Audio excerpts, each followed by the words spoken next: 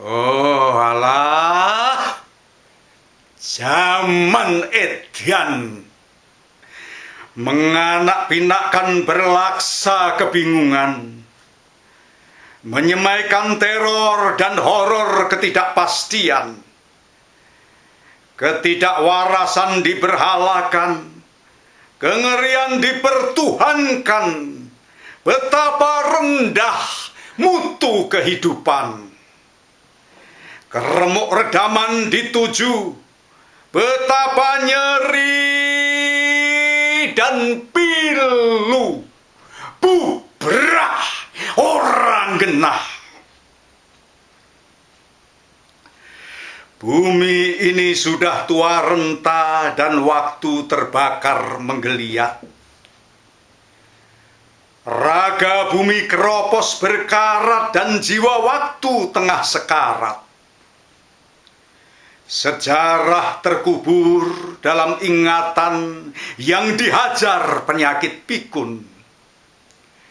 Jantung zaman berdetak, makin cepat menggedor mimpi. Debarannya menyuburkan rasa, keterasingan dan kekhawatiran.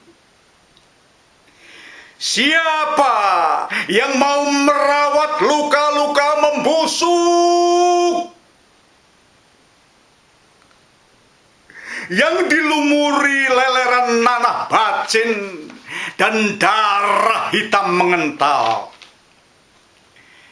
Siapa yang mau menjilati setiap borok dengan cinta? Siapa yang mau menyembuhkan kebobrokan dunia dengan cinta? Siapa yang masih mau memuja keanggunan budi pekerti, mengembangkan kasih sayang bagi alam raya? Siapa menjaga keselarasan, membangun kembali kewarasan? Penyelamatan hanyalah harapan yang bagai bocah bugil berlarian kencang menuju tepi jurang kemanusiaan. Filsafat hanya hiburan belaka, kata-kata hanya alat retorika, janji adalah tipuan manis. Hidup cuma petualangan kosong melompong. Akhirat sekedar lelucon omong kosong. Di mana nurani? Di mana keluhuran tersembunyikan? Sikap sopan hanyalah siasat untuk memenangkan keberuntungan. Sikap santun mengabaikan jiwa kesatria, menjadi kedok bagi kebusukan hati. Kerendahan hati meninggikan kesombongan. Akal pikiran memelintir intuisi, spiritualitas menyuburkan klenik, ilmu pengetahuan menjadi alat pembunuhan, kekuasaan menjadi senjata pembantaian yang dibatukan oleh logika pemeliharaan keadilan. Lantas di mana bunga keagungan hidup diletakkan? Di setiap lapisan peristiwa berkeliaran makhluk gaib berdaging besi, memangsa apa saja, siapa saja, masa depan pun dimangsa. Lalu bagaimana kekuatan cinta kasih dan iman diberdayakan? Mungkinkah kebenaran sejati menolak menjadi kebenaran abadi? Astaga! Semua manusia sudah menjadi tidak punya muka. semua bagian tubuh sudah berubah menjadi belakang. Setiap orang menjadi monster menakutkan bagi dirinya sendiri. Di setiap keramaian, setiap hati merasa dicapek-capek kesepian. Di puncak kesunyian, setiap jiwa diledakkan kegegap gempitaan. Neraka adalah diri sendiri. Orang lain adalah sasaran kesialan. Cinta adalah kebengisan. Jiwa selalu ereksi. Walah. Awes arep kiamat ngene kok pidato ndaki-ndaki. Mbok goblok-goblokan wae to. Ben ati dadi bunga. Ben lali nek sedelo meneh bakal mudhar kabeh. Wong arep mudhar ki kudu diseneng-senengke dhisik. Ah. Ih.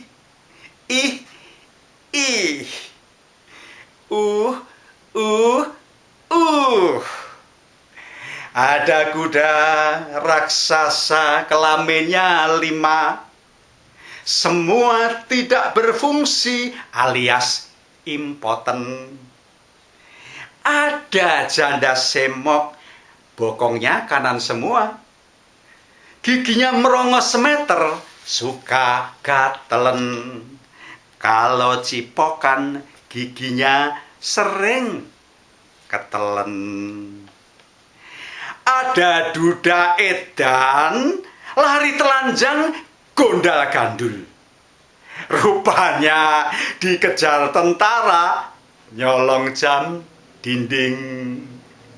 Perdana Menteri Amerika Serikat, namanya siapa? Ayo. Sampean pasti tidak tahu toh? Lawang Amerika Serikat ndak punya Perdana Menteri, goblok. 1 tambah 2 tidak mesti 3 toh? Lawang kalkulatornya rusak. Zaman edan, zaman tidak waras.